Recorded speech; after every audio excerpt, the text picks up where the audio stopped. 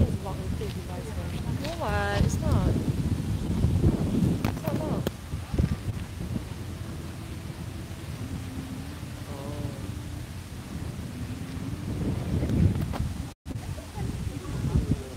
Yeah. One. Hello.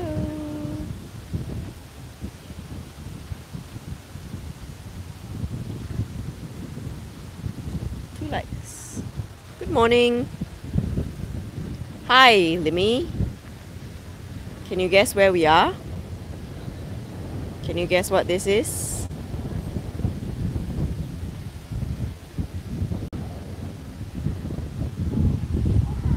So, we are at the National Sailing Centre in East Coast Park.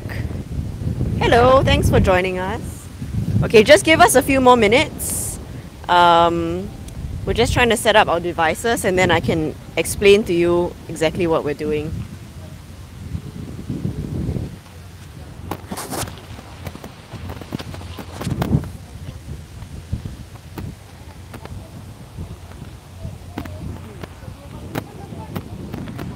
Okay, hello. So, my name is Shushan. I'm a producer with CNA Insider, and I'm with my colleague Chewy. She's holding the camera. Say hi.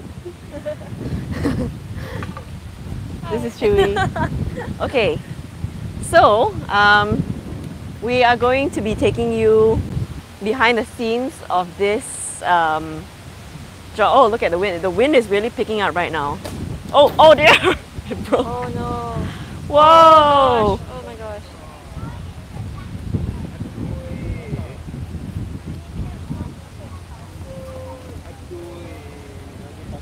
Okay, so let's do a sound check. Can everyone hear me loud and clear, or is the wind interference too strong? Someone says very strong. Very strong. Okay. Is it?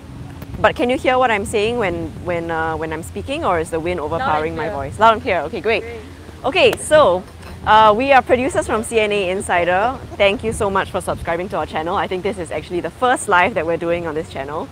And today we are actually at East Coast Park in Singapore, the National Sail Centre, and there is a regatta going on with the normal sailboats. You can see in the distance. Hang on, there's just a plane going above, so let's wait for it to pass first.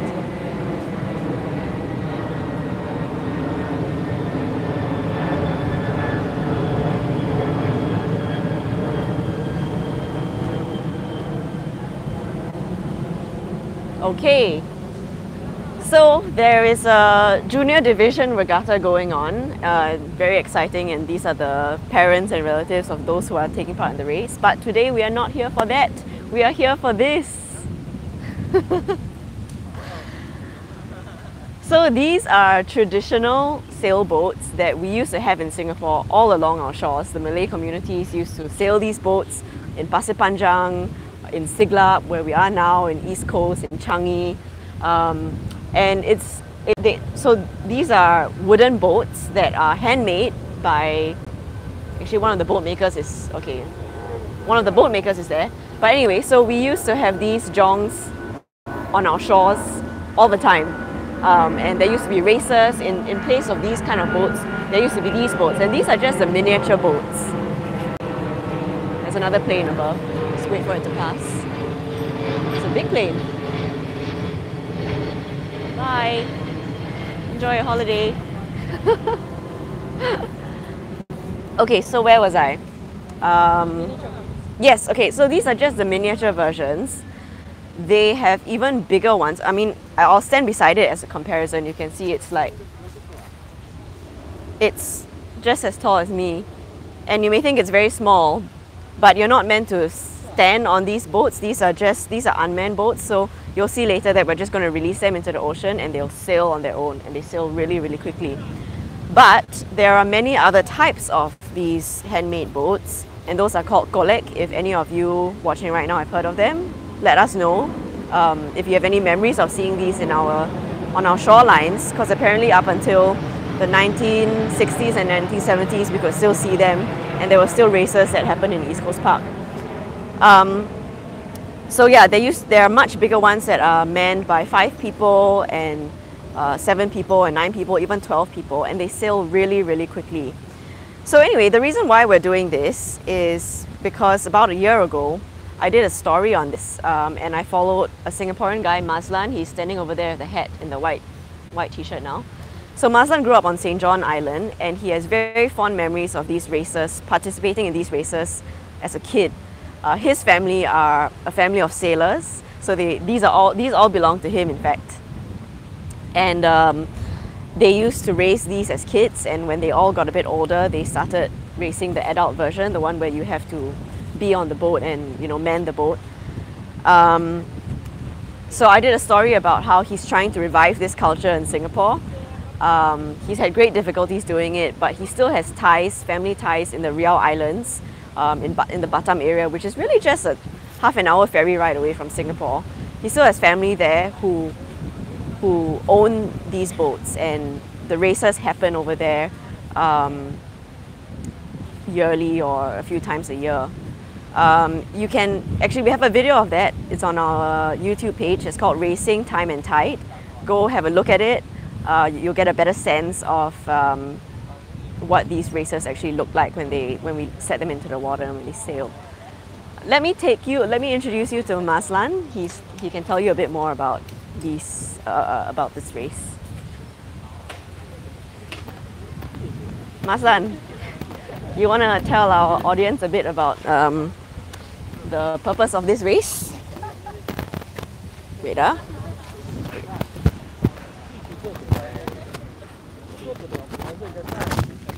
It's okay. Just a quick one only. Let me clip this onto you. Okay, so Mazlan, can you tell us what we're doing here today? Okay, this one is in collaboration with the regatta that NSC is having. And we were called to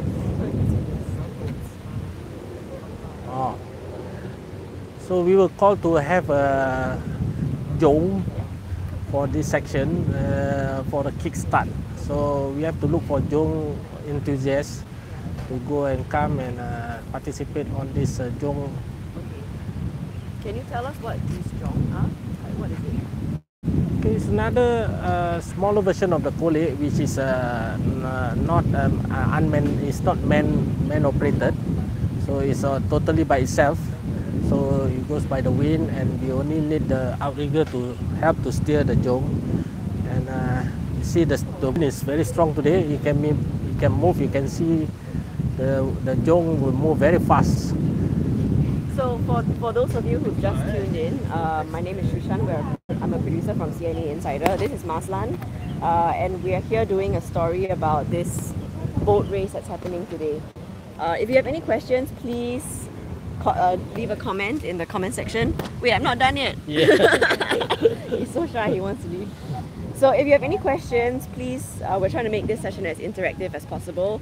Yes. If you have any memories of seeing these Jong or the Kolek on our shoreline, please tell us, because according to Mazlan, we used to have this all the way until when? The 1970s. 1970s. So where did these races happen in the 1970s? It's all along the coastal areas, the coastal areas of Singapore, on the beaches, and also the islands. It's also happened now in Malaysia. Malaysia along the Selat Tebrau. Indonesia you don't see because they are the islanders, so they still have this tradition of playing jongs all the way. I see. Okay. So like, what kind of did you used to participate in these races when they happened in Singapore? I didn't participate. That's why I was young, so I don't have jong that time. But only later when that I keep it as a model and as a what you call exhibition at my house. So after a few years, when we shifted house, so it was left broken and then throw it away. I see. Okay, so this is the main organizer guy. Main organizer. Okay. Fawzi. Yes. You want to tell us a bit about what your event is today? So anyway, this is Mazlan's family. Hello, nieces, nephews, brother, sister-in-law. Okay.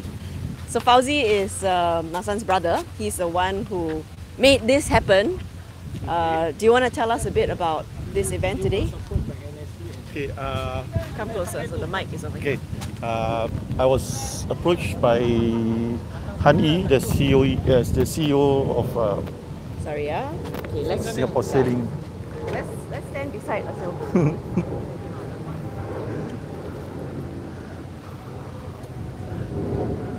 Yeah. Okay, was approached by Mr. Han Yi, okay, the CEO of Singapore Sailing Federation. He was at the Jong Festival or the Regatta Festival, which happened at Johor, which was back in 1 month ago. Okay. Okay, so he So came you out were- with you were the idea, and then he said probably he wants to introduce this traditional race back in Pesta Sukan, because it was a dying sport, which we didn't have this traditional races back in the late 80s. So that is where we don't see any more of these traditional races.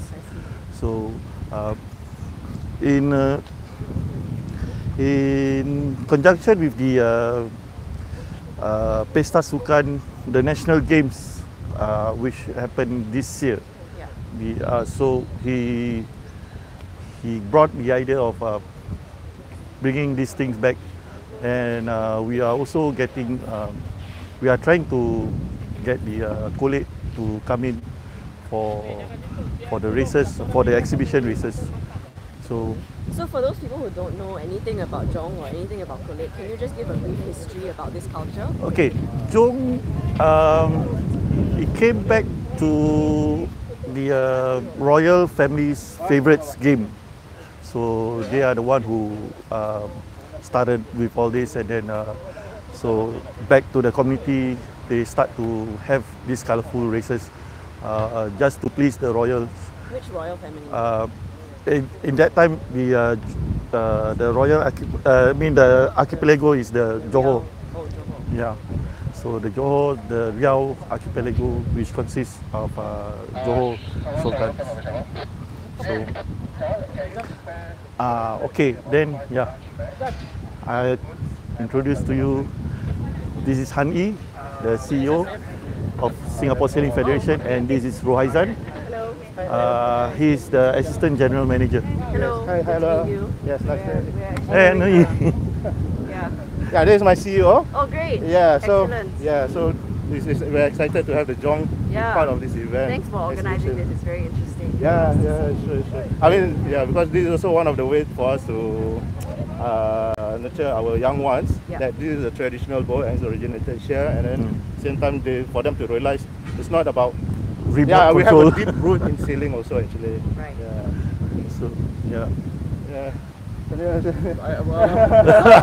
you tell us what you found so fascinating about these Jongs when you were in Johor watching the race? I mean, what kind of sparked it to say, hey, I need to do this back in Singapore? Well, I think first of all it was hella fun. It was very fun. I mean, people were really into their discipline and the activity, and I think to really also realize that this is very much part of our heritage, Singapore's history and tradition. So whether it's the Jong or the Kolek as well, right? I mean, a lot of it has started from Singapore. So we realized that this was a great opportunity to bring this back. And it's also a means to re-engage the community, involve the community, and also welcome new people or new blood into the sport of sailing, whether it's through Jong or the Kolek or the more conventional dinghy sailing as well. So I think there's pretty much something for everybody, and also really from a spectator point of view, right? Once we get set up, you realize that it's something that is really, well, this is really interesting, and you wanna ask more questions, or how do they do it, and it's not. It may look very simple, but actually when you get into it, you realize that these guys are masters at what they do. How many people who are members of the Singapore Sailing Federation do you think are familiar with Koleks and Jongs? if you ask me, the how many people are familiar with this Jong? So if you ask me this, I mean the younger generation, they may not be familiar with it. But if you ask me, those of our staff, all our senior staff that's been with us for so long, right? Yeah, they have some boats with them also, and they're very familiar with this because some of them used to stay at Tekong or on the islands, right? So all these spots, they live by the seaside, and this is the kind of activity that they live and grow up with. The kind of sports, yeah, that they live with. So only the senior ones, the older generations, are very familiar with this. But of course, the younger ones, they don't have the opportunity to see or even to play with it. So this is a good opportunity for us to bring it to them to learn about our history and his heritage. Yeah. Honey, how did you find out about this Jong culture? Oh, it was by chance. We were at Dizaru for an event. We brought a bunch of sailors there, and it was a big spectacle. There were over 200-300. And we realized that, well, I'm somewhat new to the job. I realized Fawzi is very much part of our family. And so we realized, I think that's a great opportunity to bring this back. And doing a demo here with the view to then maybe doing a regatta in Pesta Sukan. And I suppose one of the interesting things is Pesta Sukan that's coming up next in 2 months' time. That's really where it started, right? I mean, it was a demonstration of the collates and the jongs. So hopefully we can bring this back bigger and better. Was it your first time seeing it when you went to it? Honestly, that was my first time. I was like, wow, this is great. Like, why aren't we doing this more? Yeah. Do you have a lot of questions to ask? Well, yeah, but I mean, technically the materials and whatnot. I mean, but other than that, it was just the question. The main question was, how can we bring this back to Singapore? What fascinates you about the whole setup as a sailor yourself? I mean, in terms of, like you said, the materials used, the technique. Is there any difference? Is there? Maybe this one I'll let you comment. Well, no, so it takes skill, right? So there are people who win regularly, right? So the question is, how did they do it? So there's the way they set up the materials, reading the environment, the timing, and it's not something that takes skill and experience. So, yeah. They also need to calibrate the outriggers, all this kind of thing. So it really takes some skills on reading the wind directions and calibrating the Jong itself. Okay, sure. Fawzi, can you give us a run through of the setup of a Jong? Okay. Show us Okay. These are the sails. Yeah. Obviously, this is the sails. Okay, this is the Jong itself. Okay, and the Jong, we have the jib sails. Then we have the outrigger itself. The outrigger followed by the small rigger to support and balance the main Jong. Okay, can you tell us where all these Jongs are made? Okay, these Jongs are made in Riau itself. They are made from special woods, which is more lighter and sturdier. Okay, and they're all handmade, right? Yes, they are all handmade. Do you want to introduce us to one of the boat makers? Maybe he can Yes. tell us a bit more. Ilol, right? Yes. Ilol was the one who made my boat. Yes, correct. So this is actually mine. I'm the proud owner of this Jong, and this is the Yes, amazing guy this, who made the yeah. boat. So yeah, maybe you can ask Yes. Ilol to in Malay with me. Okay. Okay. What would you like to? Can you just tell us about? Just get him to introduce himself. Okay. Say his name, where is he from? Okay. Okay, you know. How long does it take to make one of these? Okay. Interview him. Okay. Cakap beri nama, dari mana? Jong ni berapa lama buat? Umur berapa? Okay, so anyway, this guy's name is Ilol. He's a boat maker who lives in the Riau Islands. He knows the ocean, he knows these boats like Kami the back of dari his palm. apa nama Indonesia, nama kita dari Kecamatan Moro. Jadi kabupaten kami itu Karimun. Jadi kami tinggal di desa Keban. Jadi aktiviti kami ini macam ada main-main gini berupa kolek, jong. Itulah kami satu budaya Melayu kami. Jadi selama saya main jong ini memang umur saya masih kecil. Itu dah pandai main jong. Mulai kami bikin jong gabus, plastik tu kan. main anak-anak tu lagi kecil kan sampai sekarang kami bikin jong-jong ini.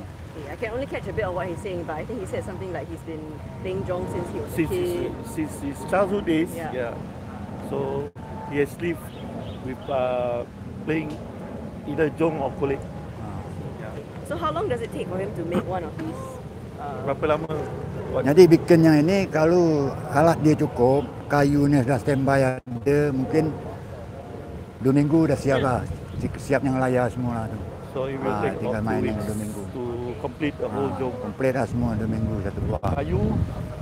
Kayu ini kami pakai selain lagi kayu lain tak bisa, selain lagi pulai. So kayu it is pulai. made from pulai wood. Sebab pulai itu dia ringan dia, kayu dia tu ringan, dia jenis dia putih. Tapi kayu ini kalau sudah dia jadi jong itu mungkin dia bisa tahan hampir 30-40 tahun itu bisa dia tahan tak bobok. Kalau sudah jadi jong. So pulai wood is more Tapi steadier. kalau dia tak belum jadi jong, kalau macam kayu aja gitu cepat bobok. Kadang-kadang keteran juga kan. Sudah bikin jong ini dia bisa tahan sampai 30 tahun. Yang penting kita cermat lah kan. Simpan baik-baik. Jadi kalau kami sana bikin jong ini, kalau simpan-simpan jong ini, kami pakai sarung dia, layar bikin sarung, cukup tahun kami cat.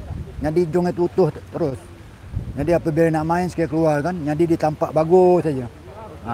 So yeah. Jadi kami sana memang kalau jong ini memang kami cukup jaga. Sebab daya Melayu It's a kami. pride tradition for them, for these people back there. Jadi And sudah they really look after the Jong, which for some of the Jongs can last up to 30 years because of the wood, the pulai woods, which is quite sturdy and very, they are very reliable. So what it took them is that every year they will do the servicing, the maintenance. So they will try to scrape off some of the sands, which is being at the paint side of the Jong. So this is where they will do the maintenance. They will sand off and then they will repaint the Jong, you see, again and again. Can you ask him how he feels that, now that he's seeing his Jong, which he made, now it's in Singapore and, there's an audience, how does he feel proud as a bootmaker? Okay. Apa perasaan sekarang melihat Jong yang buat ni berlumba di Singapura dan ramai orang yang perasaan datang saya tengok. cukup bangga, cukup memuaskan lah. Bangga merasakan kami dapat pergi ke luar negeri. Jadi dapat main-main Jong. Sebab Jong ini, kalau dulu kami ni memang tak pernah pergi ke luar negeri, berapa macam Malaysia, ke Batam macam. Tapi tahun sekarang ni 3-4 tahun yang lepas ini kami pernah diundang lagi Malaysia, lagi Batam. Itu kalau memang merasa banggalah kami satu pemain Jong ini, berarti termasuk Jong ini sudah internasional kan. Itu yang bangga kami sebab kami dulu tak pernah main gini. Dulu main di kampung aja kan. Sekarang ni tahun-tahun sekarang ni bisa keluar luar negeri, itu merasa pokoknya senang lah kata. Bangga kata, merasa bangga lah. So it's a proud moment for him, how he feel that the opportunity is given to them, that Jong has been exposed back to the Asian region. So they were quite happy to be invited to have the race at Malaysia or even at Batam, instead of playing all these traditional Jongs only at their own kampung. Okay, great. Okay, yeah. Okay, thank you. Speak to you later. Okay, so if you have any other questions, please drop them in our comments. I think we are going to take a break for now, and we'll come back later at about 1 p.m. in 2 hours' time, and the race will start then. So we'll have another live streaming session then, and then you can actually see these boats in action. Thanks. See you later. Bye.